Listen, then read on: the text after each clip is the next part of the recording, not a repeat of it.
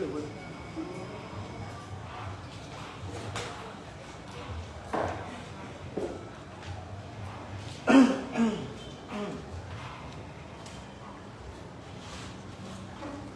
Aku no mau kita hidup dulu ini loh sini kau tu. Anak mi kira jaga mi siku ini bona siku bagi kopi bona mo. Jadi kopi yo abaro ini mo tu jaga mo bona kopi bona siku ini ni. Jadi jujur orang ber mo kau tu. Ini ada orang tu menjadi mo. Bon yo question aba bondo le ni oblo mo kau tu le o ni siku oblo. Orang cakap aku. Jadi sih kau ni pura.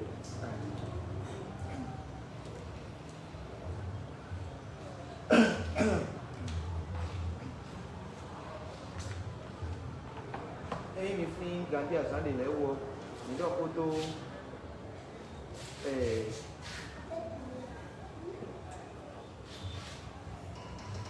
Le. Ni nak siku nak kau nak vi mekong. Ni dah foto. Bon, nous voyons mon coton et nous devons micro kita micro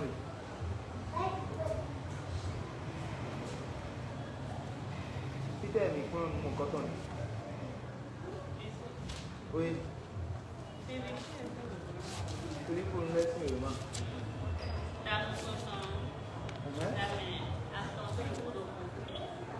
Taton, no coton. Soy Europa. Por este leve, el clon, lo alienen, ¿qué son esos que nos avión? Nos avión aquí.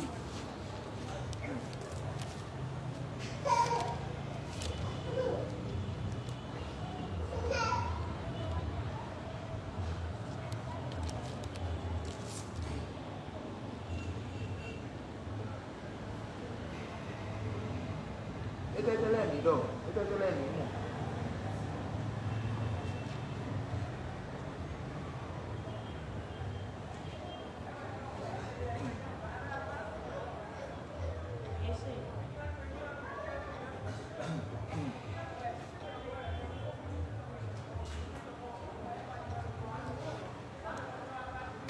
Esta es la mi do.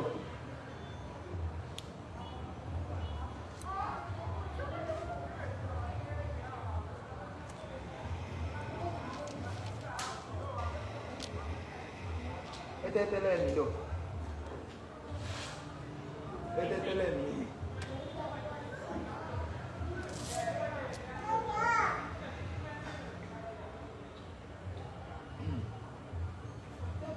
Ya memang. Kalau nak cila deh, ini bos.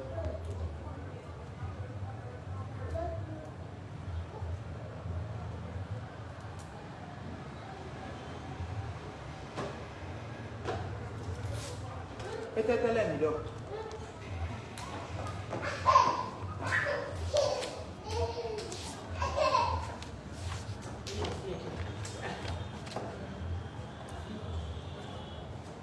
Oui, madame. On a dit quoi?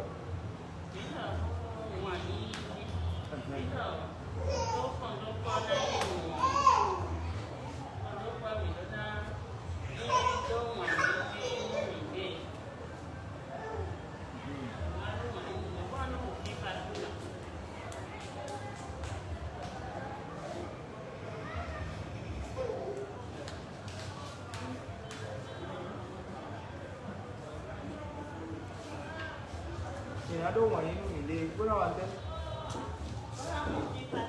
Nak buka ikan, buat.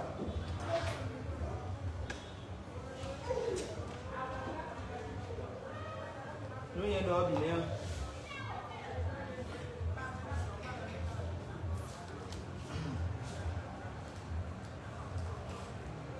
Kita lagi milih tu, oi mama.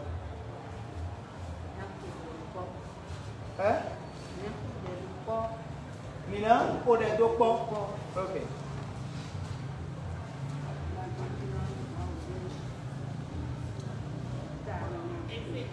Kalau dok mau dok milih lagi tak? Oui. Un tel numéro.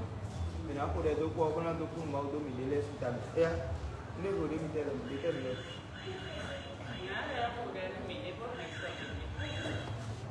quand il y a un sommet, ah, mais elle a fait bien, mon coup, il y a un sommet.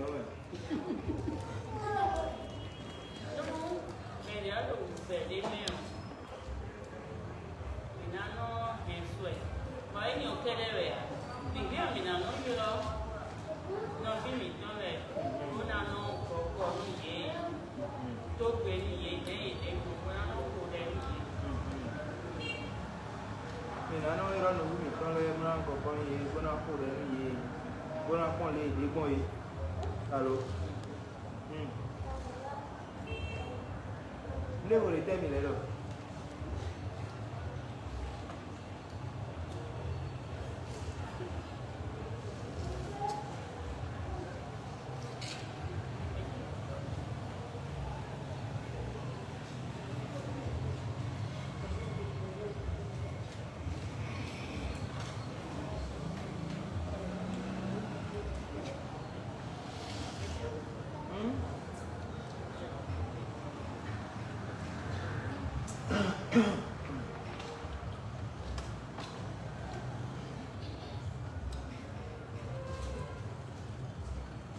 Et moi, je ne sais pas quand pas mais tu vois, nous viens nous punir nous tenir et à bouer et ça d'ailleurs ton les n'a pas bon à bouer quand on peut et à podo à bon côté qui ont et dans les voisins pour gagner des et c'est quand même c'est le qui peut.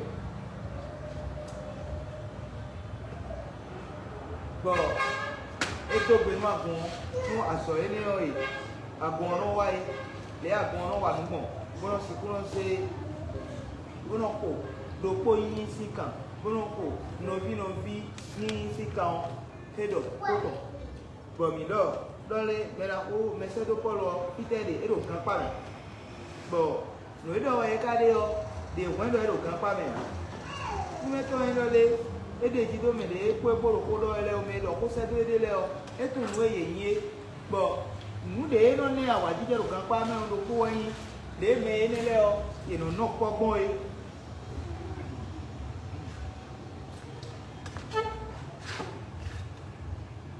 ebe o ina ba ko ma mi tono Philip lesson ma ta we go isabe ni ko to so ye ni go Philippe laisse c'est là haut.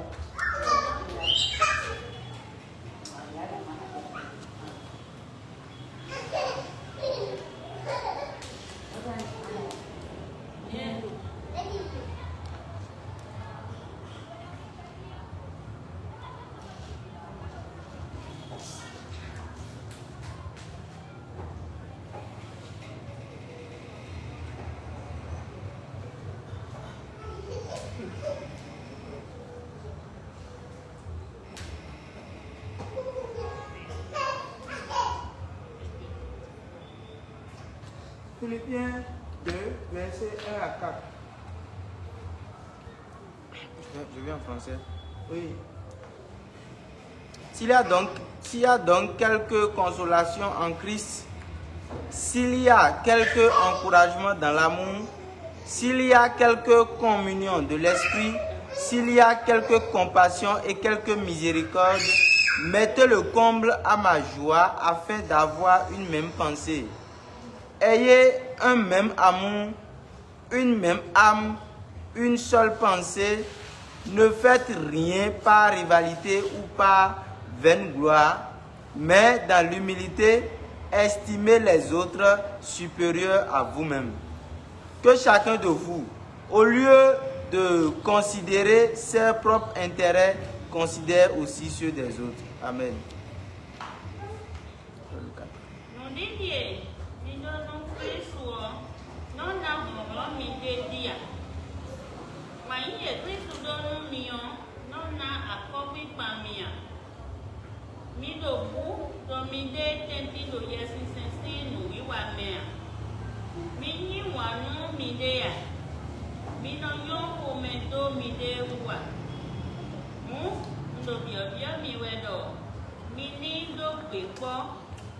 wanyi do kuo bodo aiha do kuo bodo miri do kuo pa bona dodo ho me numi de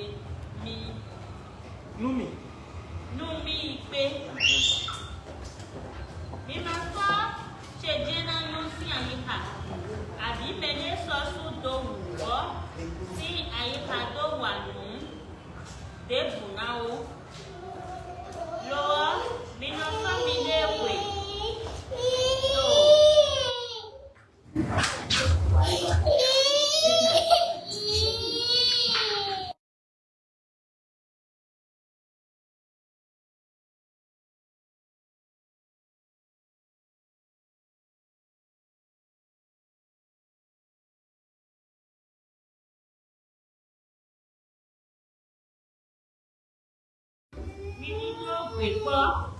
bodo wanyi do kuo bodo aiha do kuo bodo miri do kuo pa bona dodo ho me numi ipe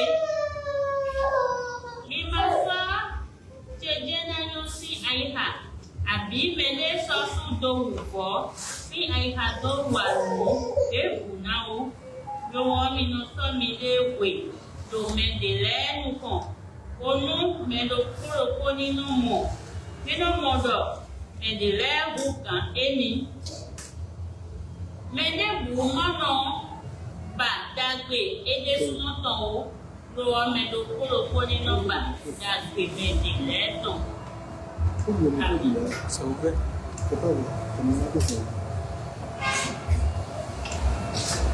Okay.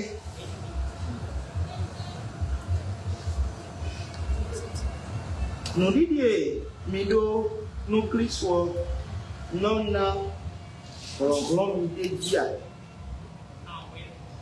Wàyíyè kírísùdó númíọ lọ́nà àtọ́pípà níyà. Mídògú lòmídé tẹ́tí tó yẹ sísẹ́ sí òwíwá mẹ́à. Mi yíwànú mi dé à.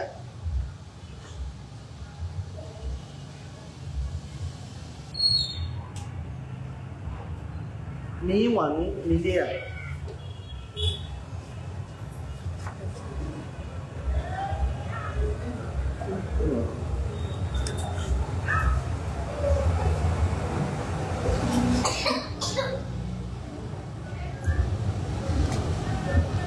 Talebe, mi na kai ka menu koto. Mu didie mi donu Kristo nona ngwa mi de dia. Wanyinye Kristo numio nona akpọkpịkpa miya mido okwu do mide teki do yesisesi n'owiwa mea iyi wanu mide ya minonyo omedo mide wa edele we mesedo karo kikabio Filipo nuleo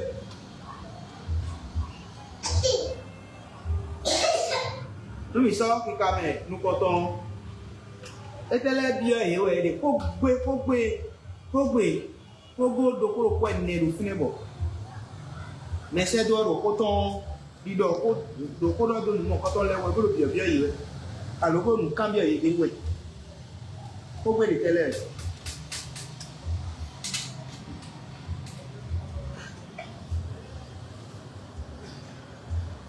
ici oui Vimos, vamos a compipa. No, vamos a compipa, Vamos. Butenino. Vamos butenino. Vamos guanyi. Vamos guanyi. Ok, vamos a compipa, vamos butenino, vamos guanyi. Donc on a vu la force, le courage, l'union, ou bien l'unité, et quoi? Et l'amour, ou la charité.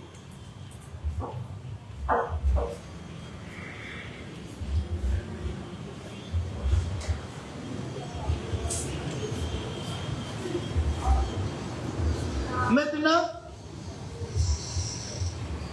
prendre les mots là. Le premier mot, le mot force. Ou bien c'est force, non? Le mot force là, qu'est-ce qui donne la force?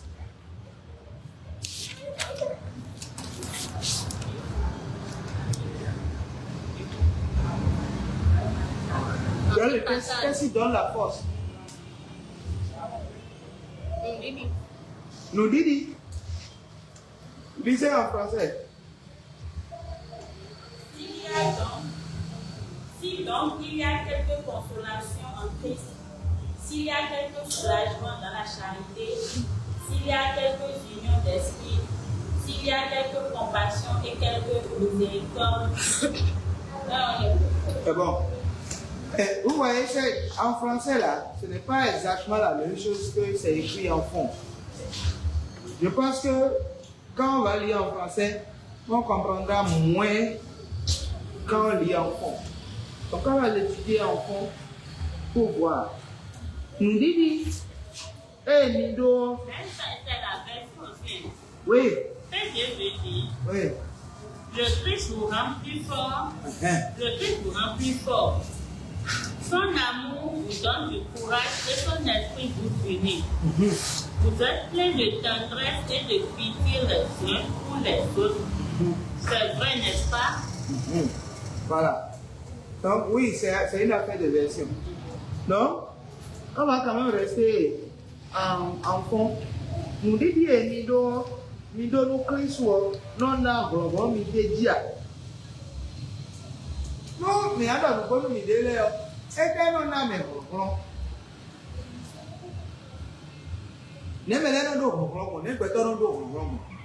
Comment on obtient la force? Hein?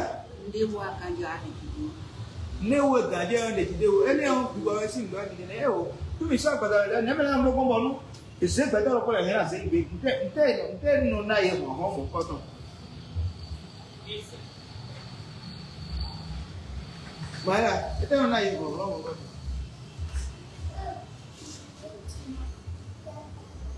et toi?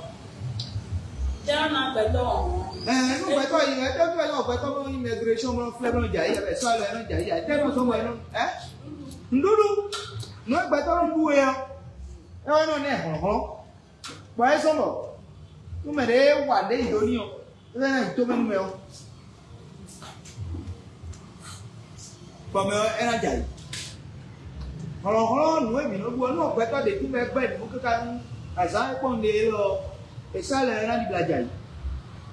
Dieu fait là. Mais ça doit donner nous n'avons pas. Et là, ils n'ont pas là.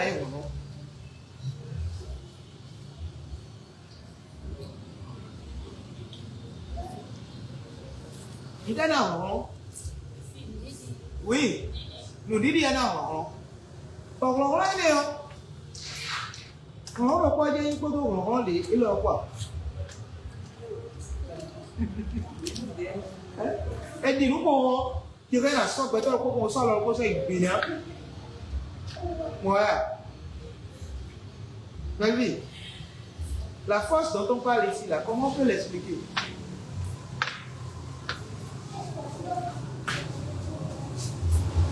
Comment on peut expliquer la force là?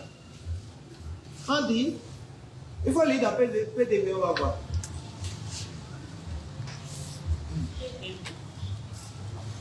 Le Christ vous rend plus fort. Le Christ vous rend plus fort. Mais enfants, ils ont dit, la foi vous rend plus fort. Donc on peut, enfants, ça peut sous-entendre la foi en Christ. L'autre dit, n'avez-vous pas trouvé en Christ un réconfort? Ah ah. N'avez-vous pas trouvé en Christ un réconfort?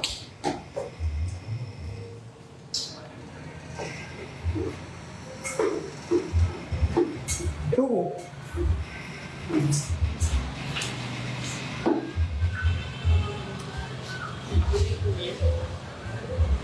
Donc, qu'est-ce qui nous rend fort?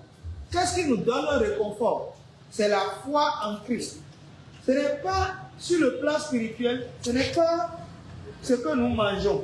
Et il ne s'agit pas de la force physique. Il s'agit de la force spirituelle. Comment on peut reconnaître quelqu'un qui est fort spirituellement?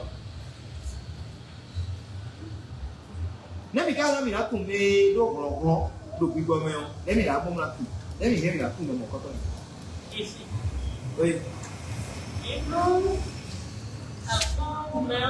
peut-être ouvert, dès que ouvert, on va bien son mot. But they were let one day and move everything when move. You're not zero door. They got more no more. And I'm like, well, don't do it.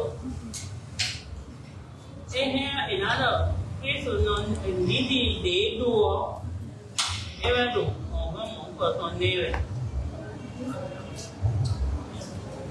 Oui. Bon, elle est ouverte, mais les gars m'ont ouvert tout le temps. Eblawa. Ele o kana ya. Never na let no le mere do kon do buzo memo.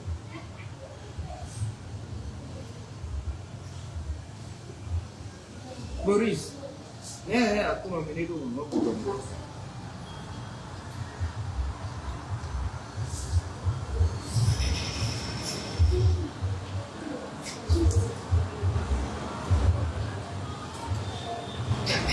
Una le me do ho agbaza me o. Nu me do ho agbaza me. Bo le do ku do me o, ne ka he na fun.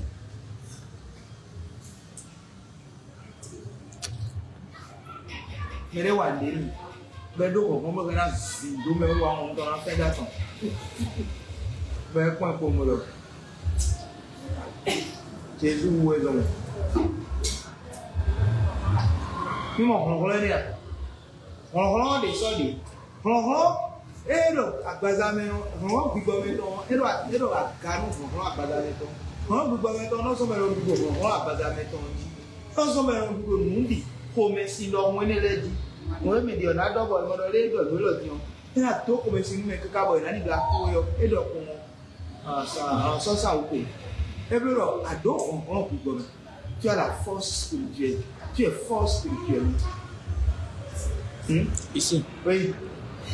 La force spirituelle aussi peut donner le courage. Oui, il y a d'autres choses qui parlent de courage aussi là-bas. Donc on va revenir sur ça.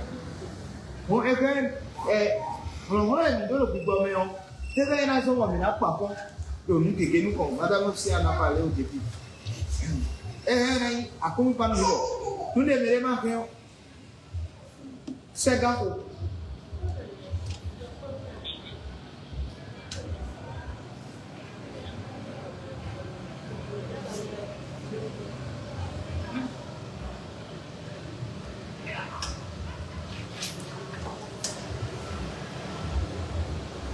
Ok.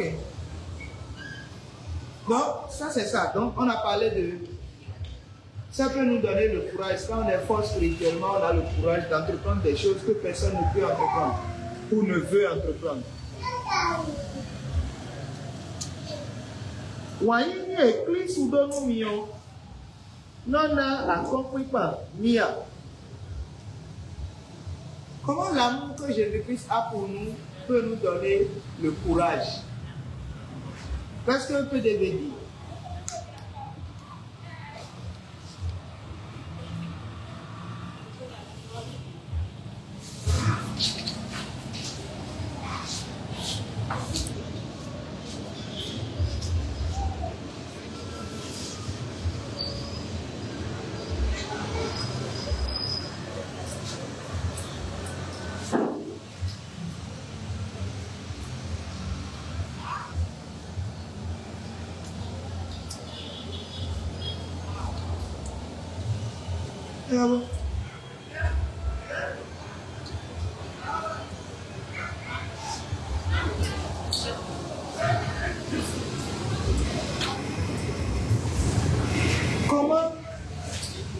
Comment Le fond a parlé du courage. Oui. Le second, c'est encouragement. Encourager. Why éclipse ou dono mio. Nona accompli par Mia.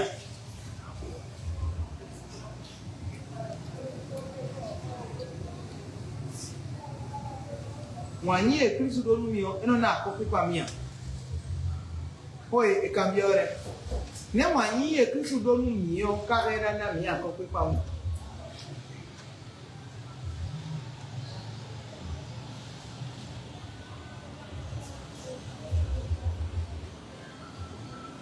Come dopo? Ma io mi so poi cambiare, nel caso poi dove. Ne, qui si va e dono mio, e na mia con quei paura.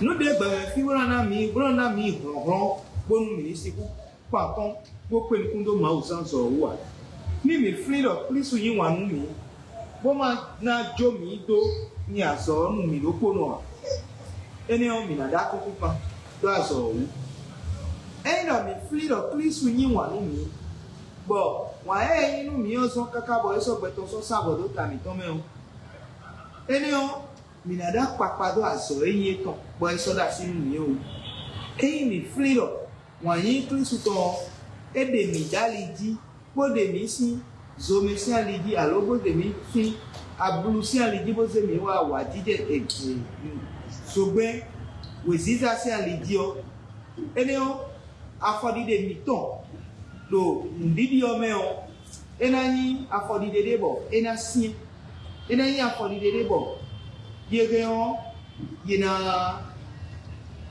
ye pokaka ya mala eu melo dion ndiri to meresi uida sito amo nido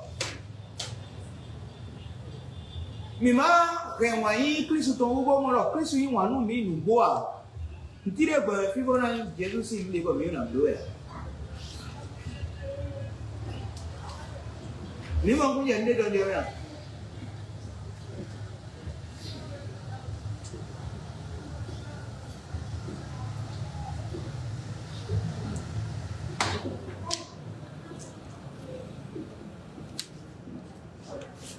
non punya Amerika non cuma mau dia kan lucu. Tu n'as pas compris ce que j'ai dit. Yes. Ah, tu n'as pas compris. Ça tu n'as pas compris.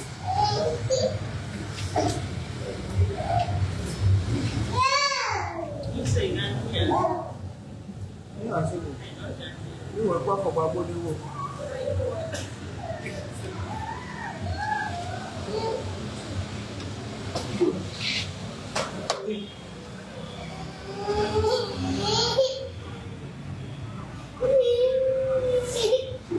Wanye Kristo dono mio nonda akokwe pa mia bana le kuro bana shi bona na akokwe pa me yo mo uzo wi wa wo wanye Kristo dono mio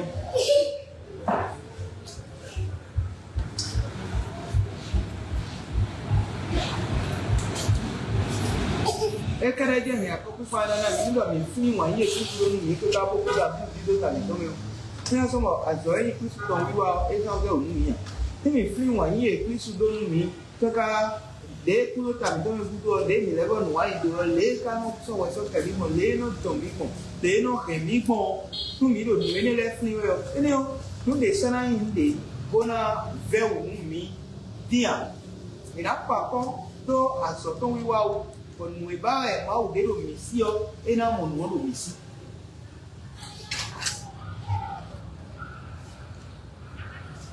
akpakwe de bo akpakwe de bo nu mi do budo mi de tenti to yesi sensi no wiwa me no ye ne obolo taji ero mi do budo mi de tenti to yesi sensi no wiwa me mi trole ayi no mo le bo eno mo gbeta ayi homenu le zeda yele o eno mo kegebo eno inu ko ye kule de boblo jade ye kule de boblo bo pa esin gba bo manu ede le ye kule de bo ho temi na lo de La pete. La pete no be. aha bono do sugbe bono be ye kule de bo ye do sede kon o mere wa ne ido eno sasende bo lebi do yiwe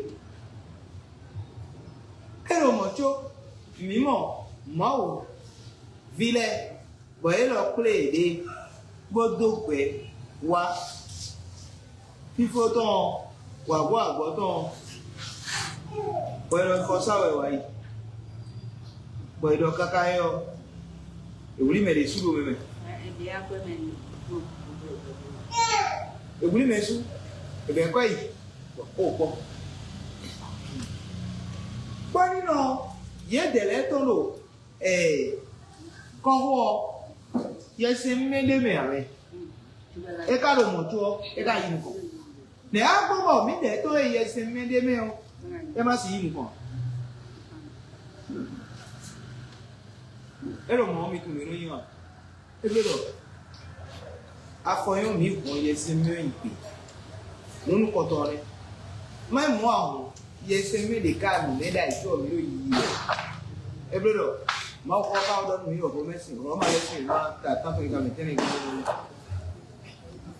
e me le ma do ye ma o ton et pour y ton si quelqu'un n'a pas l'esprit du Seigneur il ne lui appartient pas que gemele ton la kun le me bo ye te di mu pe e te Jésus o di pe e zombo nous là il a appelé bona no paro yese me no yese me ye to ya e ka bana to e no sombo boni no e no veo pe to mo ko to le da gume o ye de je no yin ku bolo jando fe gume nu akunu ko to le po to pe kan le po le ro de da gume le po do e ro fi de ade o nu de pe do in lo e de na do bi dia do ye de vo we do e de kun ye do we kun ye o do ye do ko do e de kun ya aro mi ni se gbara ya o pe ko gbara mi aro mi fi de ya o pe ko de mi we me le ke no do me vo le ke no ke no lo me bi pe gbe e de lati ku do bra blo no no no e na no kondo podo yese meme lo ko de danda bo mi do na di nu Jésus di me ko le ka to mi to do di a ku no mi to no e ka inwe do e di o le e a sedo menu e a sedo ka ni bona pon bo e do e a do credito me na e mi Yesu yo do e tu Kristu to mi do e le no tu Kristu ma bi do e we ya ta glo me we ya ai ka me we no le me ge ti e gbe bo ye do Kristu o me bo plon ye tu et tout ma o do ta glo me bo eni o ils ont une compréhension intellectuelle de la parole de Dieu, du christianisme. Et ils disent, quand tu leur dis, c'est quoi un chrétien, ils te répondent, ah, quelqu'un qui a reçu Jésus-Christ comme son Seigneur, son sauveur personnel. Son Seigneur, c'est-à-dire son sauveur, c'est-à-dire... Donc, quoi là, il y a combien? Qui nous quoi?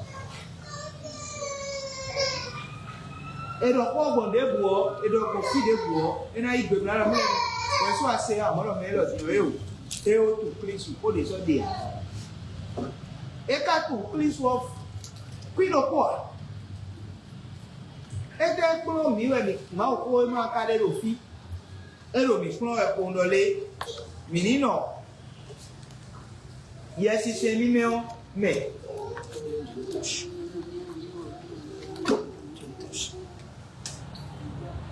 Menino yasi se vimeo me yesi meo eni sikuni bla bajani no koko mtole bo na dote bona kambiolo menero fiwo ma mongunje no de ni o mea yesi se vimeo ni do yesi se vimeo menini ma obi meni tun Jesu o me kama mongunje no de bodo mo me ado we gegenu o ero do podo o elero mi tun Jesu tun Jesu si pero ko ti ande mi bo ero ko do ni e adona so gbe ta bona je Jesu yo re bodio ya mi sa to de ye ti te bo ko bono yi bono wa bono do ni tele be yi yo ye dio mero aso be ta do je do mi no no aso be ta je o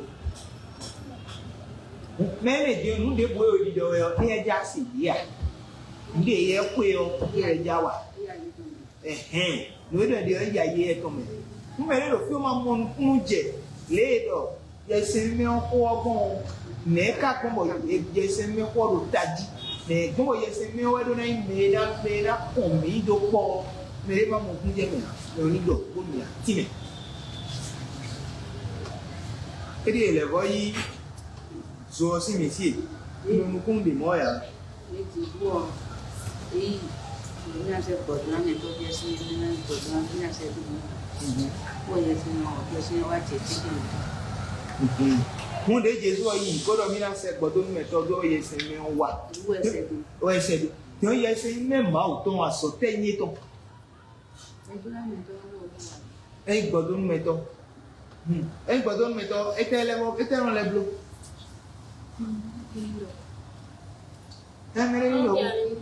Et non des ali nous mais. Et dans les bleus. Et non comme do po. Et non comme do po. Et c'est même mains où et non comme do po. Nous donne nous eh. Pour payer l'ordre et non comme do po. Nous allons y mettre, nous me dire, mais nous doit adopter quoi? Nous allons y mettre, nous allons quoi? Nous m'a pressé, nous décidons bien. Nous avons fait des d'abord. Nous avons fait des décisions. Comme nous avons donné un dibo de dos. Ouais, bravo. Et puis, si nous avons donc un délai, comme les gros et non plus pour nous y donc, à nous nous comportons de Jésus doit y alors Jésus si mais c'est de les doit y les mais nous aider les nous nous comportons bien donc il est au paix donc yes c'est mi même yes c'est le dîme bon nous alors nous y bon nous y wa étant teme là et non wa piqué ton bon c'est aider les cibler on le cambie mais c'est doit dire mais quand il gadi dans ordre ko gege mi yero qui quand même état nous content mais donc to quoi de l'ordre pied nous d'autons oui donc quand même nous content mais et donc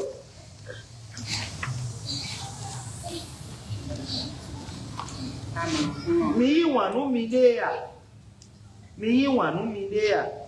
mi no yoko medo mi de wa mi wanu mi dea mi no yoko medo mi de wa mi ko do wa yin yoko na bide dia mi do ko me yin do me de wu ko te ka e yoko medo me wu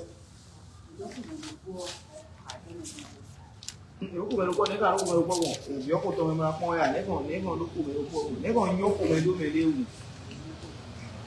ne no yoko me do me de wu Amoyo. Ngo me no. Ah, ko me na fu mi do to. Ne anu mo mo na do mo ko ni. Anu mo na do ni ko bi anu yo ko. Ah, no mo mo ko yoko me do to. Então, todo dia. Cigarro, que é?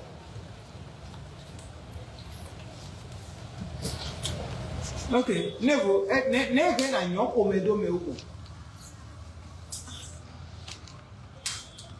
Mas soro fia.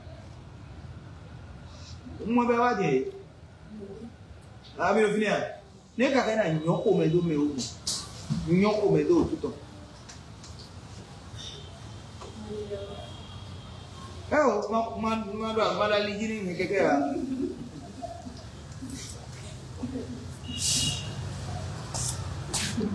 Nyo pije leo, boko ro.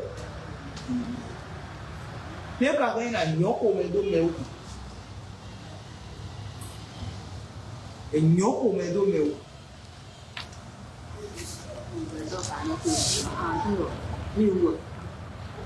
Amọ̀pẹ̀tọ́ lọ́sọ̀tò ìdí ọ̀nà nílẹ̀ ọ̀.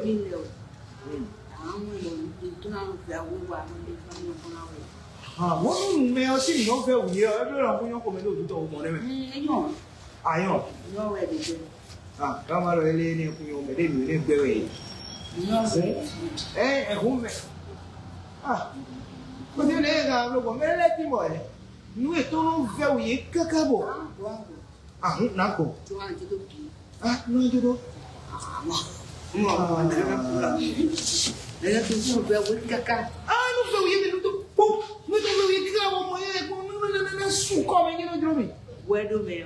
Ah, you want to remember the only one who could hear on another one. Big wedo me. Everybody want to go here.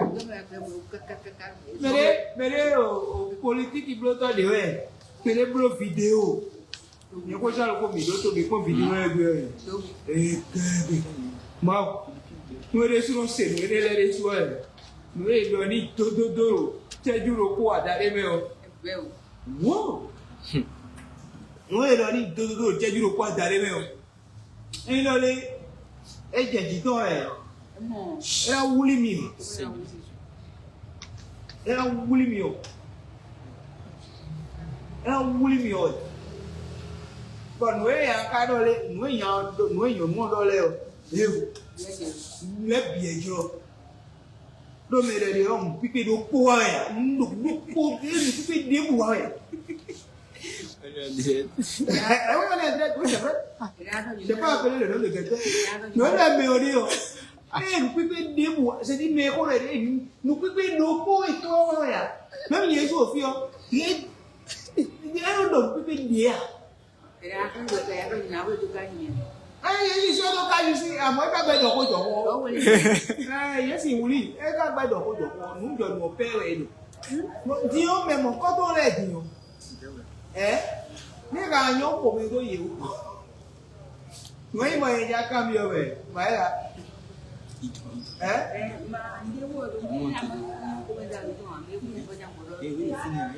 Ah, elle a nous y a maillot pour me donner tout le temps. When do we get soon? Oh, ciao. On est dans le bleu et le bonnet. Mais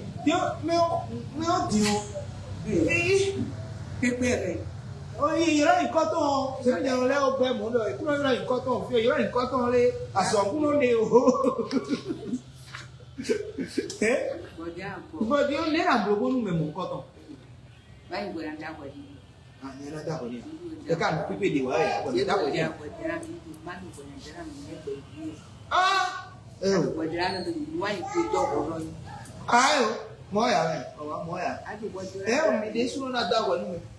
D'accord, mais big. Quand elle est là, Wadi. Me do not doubt when me. No, I know the way me. There's no demon me. That way, name me. You are. We do it. I'm on me. That way, mother, when I have been no anyway. Bon, ici là, il est question de. Parce que quand je parlais tout à l'heure, j'ai extrapolé et je suis allé voir un homme politique qui n'est pas chrétien aussi. D'accord? Il n'est pas chrétien. Donc, le fait ici, c'est qu'on est en train de parler d'abord des chrétiens. C'est-à-dire, soyez bons les uns envers les autres. Vous qui êtes là, c'est le nous est combien et non mon homme léo et yon comme fantasme. Et non, et ouais.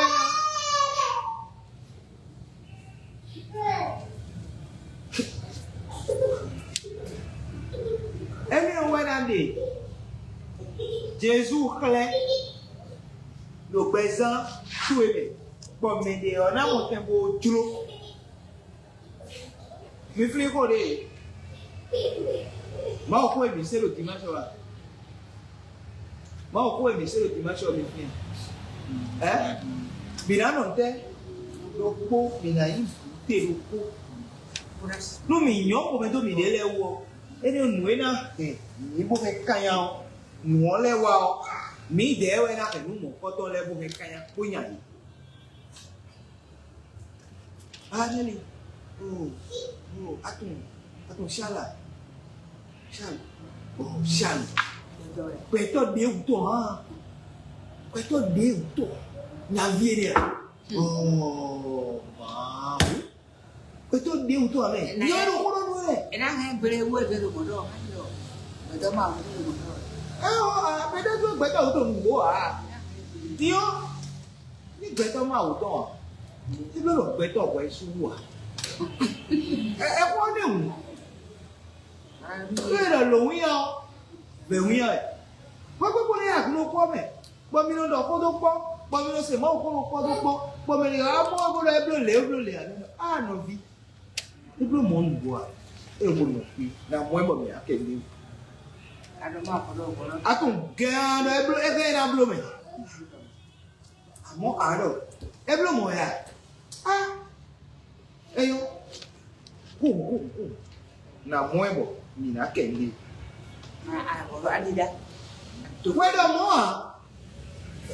gbọ́dọ̀ ni e bo dira gan bo pi we kuzu radio trottoir we pi we no ja je fi de bo ndo le blole a je fi de bo ndo blole a je fi de bo ndo blole a yo ko me to tuto a ko na we to fo wa Wọ́n ní jẹ́ra tọ́. wi wa jale Wọ́n dá kọ́lá. yo no vi tu yo e ja yo wi we ja yo mana mi klero ko ngodo ene no fi do ko mo no beta da ho de beta o me o eyin ke pe bi o beta me to mi lo fun egbe koko bo ko wa de me yin lole yen mi to ko ti me no ko sun egbe me no lo ko do internet ji supo we o bo ko wa de me yin lole ezon ko do yo re ko wa mo mẹ́rẹ́ tí kò gbẹ́lẹ́ tí ikú wọ̀ kò yẹ kẹ́ kò ní lásìkò ìdìbò kò ní ẹnu sọ́kọ́dọ̀ wọ́n kò gbọ́ bọ́sọ̀ ni wọ́n rọ̀ yẹ ẹ̀yìn ìbàdàn náà bọ̀ ẹ zọkọ̀dọ̀ yàn wọ́n pọ̀ ẹ má zọkọ̀dọ̀ yàn wọ́n pọ̀ nọ́fì mi tán ẹ̀ ń dé bùdúró mi ẹ̀ mi àdọ́rọ̀ fi àmọ́ ńlá mú ọ̀ ọmọdé bùnà jẹ kọ́kọ́ muna dole melo koso do yo to die eluo na se kwidia dendo mo gale do ko hallelujah do ni no emile mi kuna yigbe kuna ko to alo bra ze koso do yo to do ko so pando ne gbe muna do ni fi wa ni gbe ni pere to me mi ko lo mo lo kwe ti wele bo ni ga fi o ko te ko do fi pere ba je eni o meje je ko je ko su no da de o so pe kwe Bonu me do nya bi o pe ngbe pẹ̀lú ko le o yeri do e pẹ̀lú ko bonu ye da wa eni o ple me ona de we ma do poton bona do no vi mi to àmọ́ nu ene e blo yo mi polo ene do fia àmọ́ go no vi mi to ino mo no vi mi to bo mu ya ku mi do nu mo koton bo mi do mi ale pon mi de me bona do mi me de ko mi ne fla fo ko nu mo koton le blowe o ene o ma wo ene o eni ya o dalo ami me me mo abonu mi le amo de fo ene o mi de so na so ijonu da fi kan bo ina wi bo mi ye de ndo mo gan mo koton e glo wa yen wa so de o e wa mo e wa do we an se ko sa do so Mundo eso. But they don't know. And if no caso wonder more. No more cut on the Jedi, but no film to look one day. Nueva, Ayala, I no, a simple one day for. But they took the kiddo. But damn it, Bolo Jet Coco, when you want it. But come to look where I don't need any new way. In your do in blue. But you know, got on the Cocola, Jet Bible. You could have a gun to do it. No, I won't fear. Mount Global, boy, whether Tolemon or Tiku more than now, that's on. But that's all why I can't hear. But it is answer. But I'm so I get about Cosimo. But I mean, about the book pull out the corner. Bon, let me say one leg about it. Mi mama de, but me now je, ko ta ba now je. For e pele to no fi mi to ji bo mi de de yun. Mo no yin la do mo me ka ako ele ni o kan je no do mo. E lo ni. No se we do to me. Bo ai to me. Bo wa no yin to o. Ai to me bo no wa to. E ni wa yin to. No yin na blo. No wa bo me bi lo wa e wa ni do. Nyere suno wa no yin to. Don't must say to door. Aí vai vindo. Viu? Me get it, got it, one. as esse semi do mundo wa nu do e no lo jesu kana bro a o bi one do ni mi mo ko do le wa e o lo jesu kana bro a o bi one do ni voilà le satan la fait niquer là quand tu prends mi lo le nu gbe to de ro mo ma je te si to ma wa so ke ku bi ni gbe me gbe tu ku j'ai le droit à l'erreur. J'ai le droit à l'erreur. Dès le lieu, on doit acheter bon pion à voir lui tout. Tu nous vois lui tout. Bah, dis-moi, j'ai qu'à y aller. Amo, il a pris des semaines de mon voir lui tout pour soit voir tout. À doit y plutôt. Hein, moi. C'est ça être bon les uns envers les autres. On n'est pas bon envers l'autre seulement quand il est bon. Même s'il est mauvais, on est bon envers lui. C'est-à-dire, comment Dieu fait? Ne m'a pas dit. Nous, nous, nous,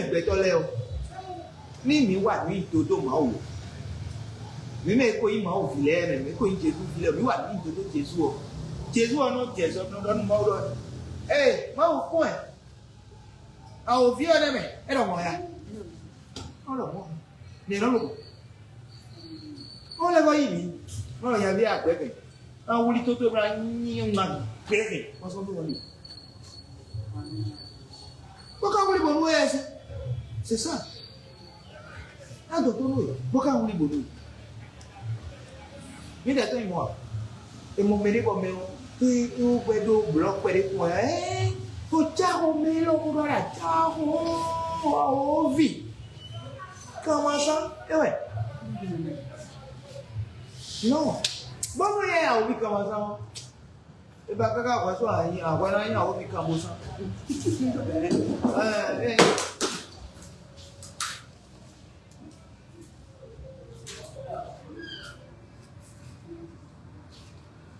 Non, il y a un comment ça? Quand il y a un comment ça? Donc, on quand le poids, et oui, on quand le poids, c'est ça être bon les uns envers les autres. Pouvoir protéger l'autre en cas de problème ou bien pouvoir soutenir. Ce n'est pas protéger. Parce qu'on ne veut pas protéger le péché. C'est-à-dire que dès que nous avons blé, il y a un dos de blé,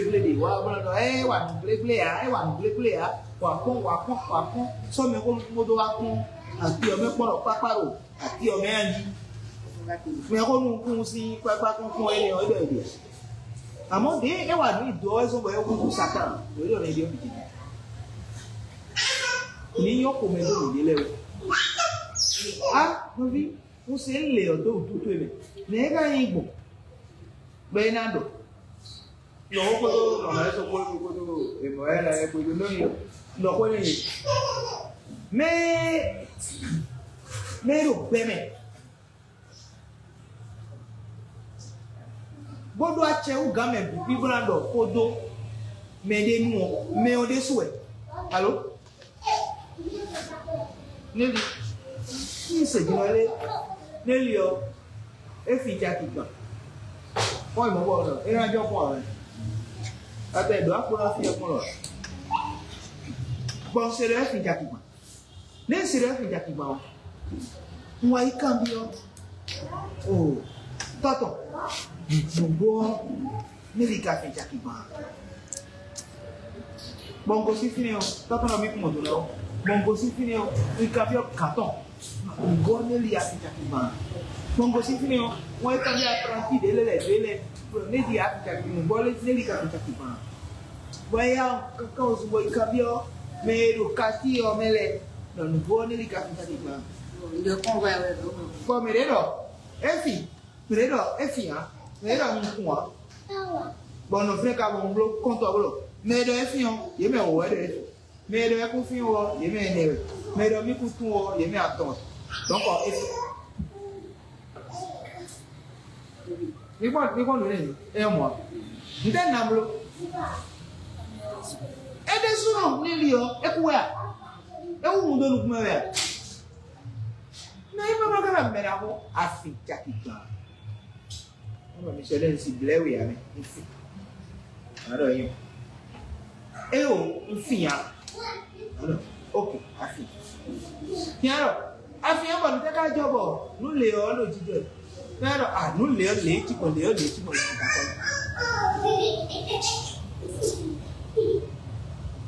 bon ni ta me bodo kaka bodo ke ko do ko ye do e ju en ja ti do ko me de volé do ja do me de vo pe ti ma do ko ye ton mi ne ton u ka ye yo de ti do ko ye ton ni bo ye wa be nu kege wa mo mi bo kle do le ko ton igba wa do ko de vo na ni ni na ko bo la iba to na lo àmọ́ kákẹ́ máa bẹ̀rẹ̀ wọn kọ́tọ̀ lè káàmì àbọ̀ nǹkan bí ẹran dọ̀kọ́ jọ̀kọ́ ní ẹ̀ ẹjẹ́ ìrìnà káàmì ẹ̀dẹ̀ máa bẹ̀rẹ̀ mọ́ à ó náà ní akámi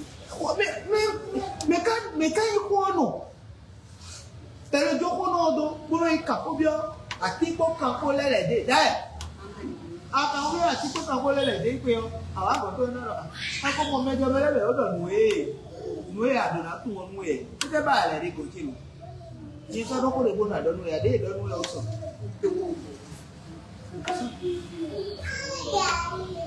donc être bon envers l'autre c'est pouvoir soutenir l'autre c'est pouvoir même si on n'a pas même si on sait que l'autre a mal fait même si on n'est pas content de l'autre on veut quand même soutenir. Mais de l'année 2000, puis on veut qu'on a des choses qui sont dans le dos, mais on est au ouais, mais on est au yom tout peu. Amo, asi au moyen à ton bon nom.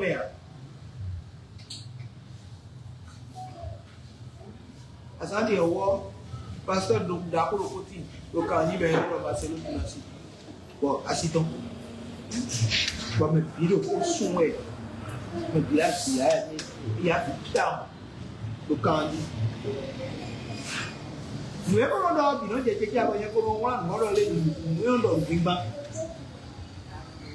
Et nous avons dit, assis au coin, il y a un peu nous y a un peu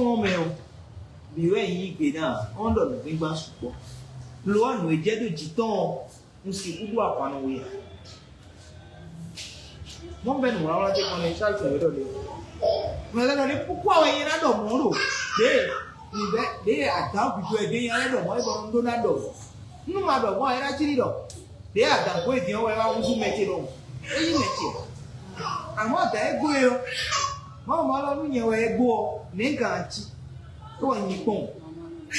Bodo, ok. Bodo, Bodo, céder une compte. Mais le point de mais là, les voix et donc, on est simple. On dit là, si c'est quoi, on dit on sort au lit, donc on est simple. Bon, on l'a mis au bout. Oui, on y a là, nous, le plan, mais là, et sortir. Dis sortir. À moins si l'on est là, et bien.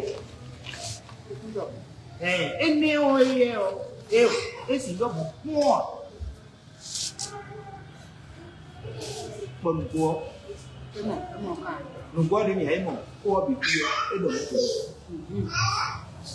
Donc, les amis, c'est ça être bon les uns envers les autres. Être bon ne veut pas dire couvrir les initiés des autres, ne pas exposer les péchés, mais être bon, c'est même si je suis contre lui sur un certain nombre de points, il a besoin de ma protection, il a besoin de moi, je réponds. Question.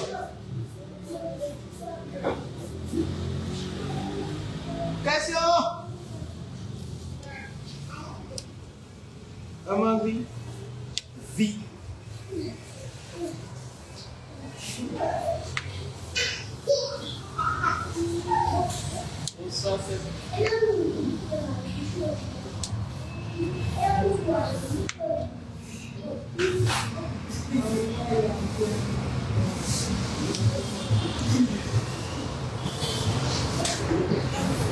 Chilobed.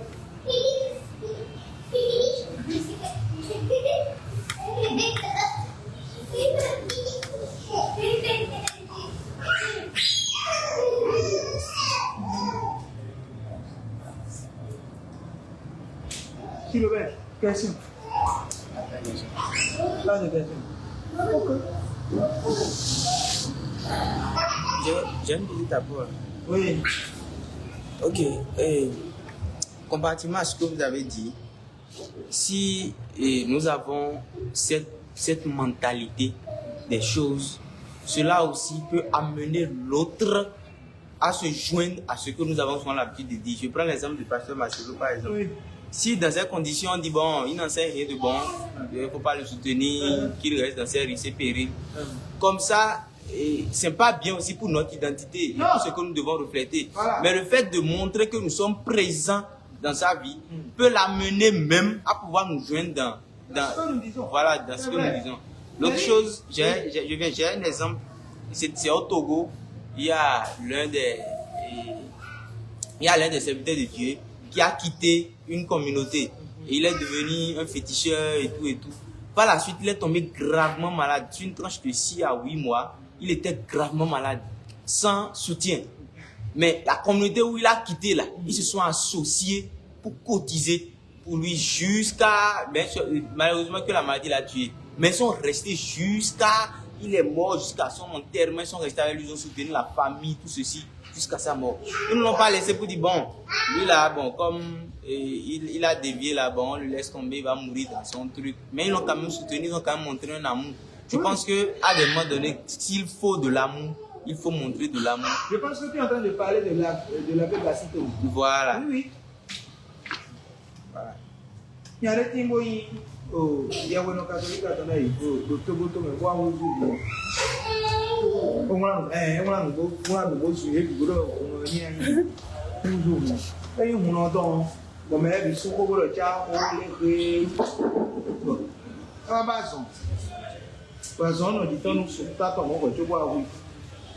bon, il y a des catholiques assez privilégiés.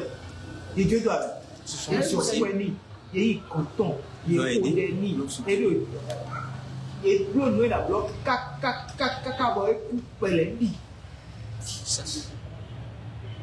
Mais moi, on y est bien, on est dans mon mois.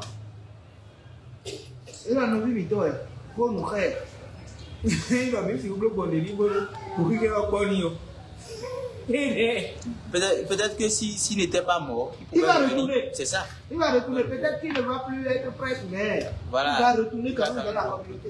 À cause de l'amour que la communauté a eu envers lui. Donc, oui.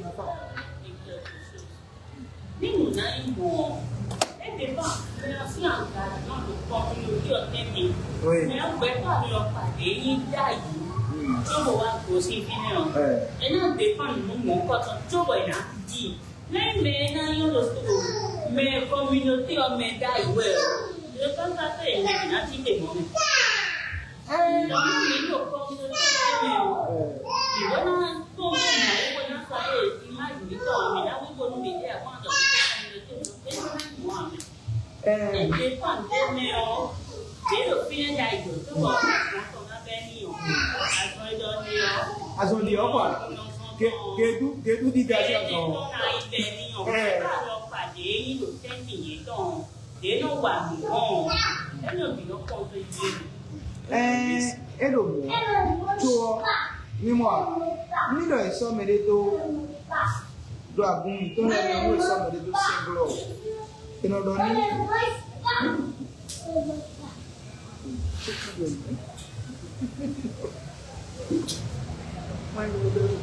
Moi, si j'ai les deux à mon enfant, non.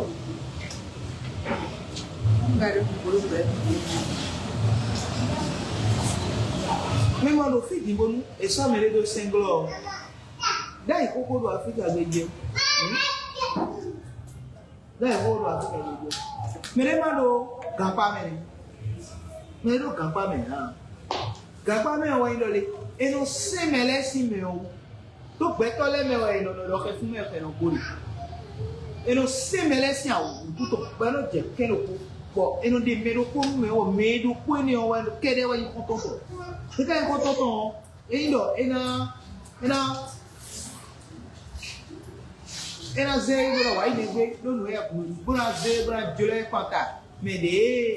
a, mais des volets à eux. Et là, dans les deux fois, nous ils ont dit à de la bloc pour les cacao dans les biomes. Quand pas les voyons nous sont là, mais on sait mais les deux campagnes de l'Afrique à Bédida, il y a un gros budget, il y a un bleu de Bosnie, à mon budget. Dion, et il y a un bleu, mon m'aider. Bon, mais on l'a vu, on va du dos. Moi, le bleu, il y a des temps de soit de 5 blocs. Bon, il y a un icon, ben bon. Et le moto, il est y mais il y a des choses où il m'a beau d'or, il y a des choses où on a nous beau mais on est comme ça de minéo. Oui, mon Dieu, nous voyons là-dedans, oui, de l'air, mais on peut créer nous, mais non plus les Gandia. Bon, et nous, non plus les Gandia, nous, et voyons, nous, à flèche bataille. Par exemple, non, il y a des noms, il y a des choses à faire, et il y a des noms, bon, mais tout. Voyons, il y a des noms pour nous.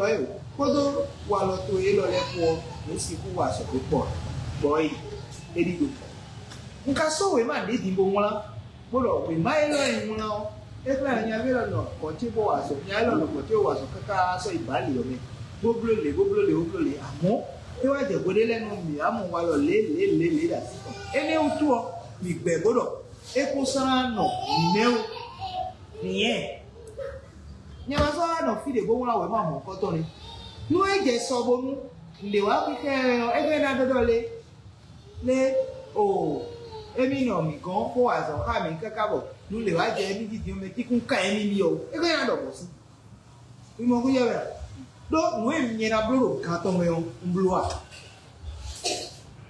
c'est un peu comme ça qu'il faut mais quand vous devez allez bon Here. Chique bon. C'est ouais. Ah, c'est Christelle. Christelle, ah. Ah. Nous pouvons regarder même quand on met le donc c'est ça, nous moi mi na blole o mi no blo gandia. Pour exemple, et nous sommes s'il y a une chose qu'on reconnaît aux catholiques, c'est qu'ils sont vraiment organisés. Oui. Ils sont vraiment organisés. Excusez-moi, ce que madame a dit par exemple, même s'ils n'avaient pas une place au sein de la communauté, ils ont des dispositions, ils ont même des groupes appelés renouveau charismatique qui sont chargés de pouvoir soutenir les prisonniers, les malades, tout ça pour exprimer l'amour envers les autres. Oui. Donc je pense que côté organisation là, ils sont vraiment dotés de ça. Oui. Oui, donc nous devons mi no ko mi no ato afọ mi ale se do mi le su ko me gandia mun de mi ablo ma ko do ni le me do peo eni blo ko de bu wonu e ma jayu mo do e to celui qui est debout prendre la tout le pas qui ramène mi no na ko me do ko geje mi no ti ka o disu mi mo de bible e vivant mi mo de kon e vivant nous quand on le nous dit non mais on te dit qu'on a mais nous dit ton et de nana mi on te dit qu'on a mis on a mis on mais si vous donnez au yiro ma aussi c'est homme mais si vous donnez au yiro ma so wi wa mais si vous donnez au yiro moi ma o do mi di bleu bleu et homme c'est ma o ton yile o mais si vous donnez au yiro et mi nous dit yo e ona mi bro ile ndudu no na mi bro lo o le ndudu na mi ni mi aso pe to ko mwe lo e ba o na mi mi na ko pe to le ko mi na do a che mi na do ko le mi na se na me mo pe to mi na le na do ko je ku wo yo no e ba mi do wan yin Kristo to e no na ko ku pa me mi lo nu mi fli mwe Kristo blo nu mi wa e Kristo yin nu mi o ene o mi apa ko bo mwe Kristo bado mi blo e o mi na blo don de ro pe me fi bo nu khle mi do lewe bo no kwa lo mi bo ko fe mi blo nu e Kristo mi blo a wa ni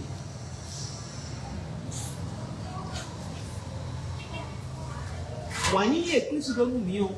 Eyin aliya mi da ko ko nu mi fli o. Eyo mwe. Ma o baro mi blo. Ena no na mi akoko pa mi. No tongo mi do. Mi do no bu. So mi de teti. Mo ya sisensi mi wiwa dali.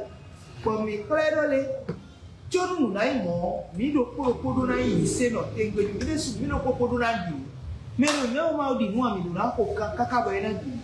Me mo be bi ko ngbe ti do ko era ki gudo. Bora gbero mi ni ku ya bi eme o. Ah tnele.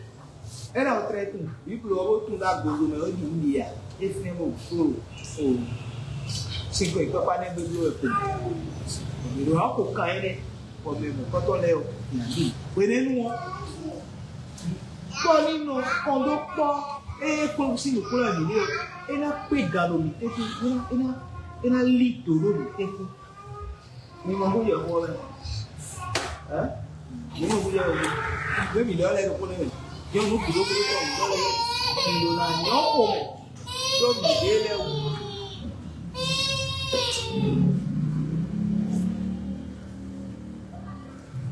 Pero año ko me do mi de le o. Comme ils ti me no imo. Comme ils est bon les uns envers les autres. Comme ti me no imo. Comme ils le tendant mi ko me bon. Et mais lui aussi nous des amis ou a tendant e. Amo mu e bre blow de bo mu ma nyo nu ku ko me. Fe we na so bo. E o gusu je. A o vine o. So do do.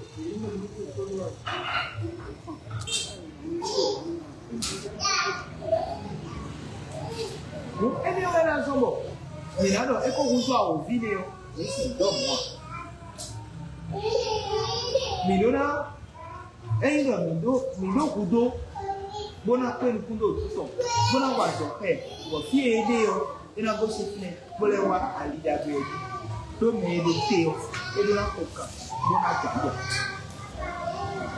Ìrìnàjò tó fi bọ̀ ó yẹ kàkà pẹ̀lú ọ. Mais quand on le soit on contrôle là il a quoi ko pe o je kondo ko beno do no vino fi mesi ko nje ti doji e ko ni ando kaka bodo fudo masini ni fo masini ni o ni abe apapo de fu mo ma o ni no ko do ko mi ton le ko to mi do no cambio dia. Ok, nous m'avons dit non pas comme il faut. Bon les les écrans vidéo, on est sur quoi planter, on est sur quoi donc on y est dans ce planter avec un collègue pour nous imaginer bon. Et là, il a sorti et donné des obodo à tout le monde donc on a ami.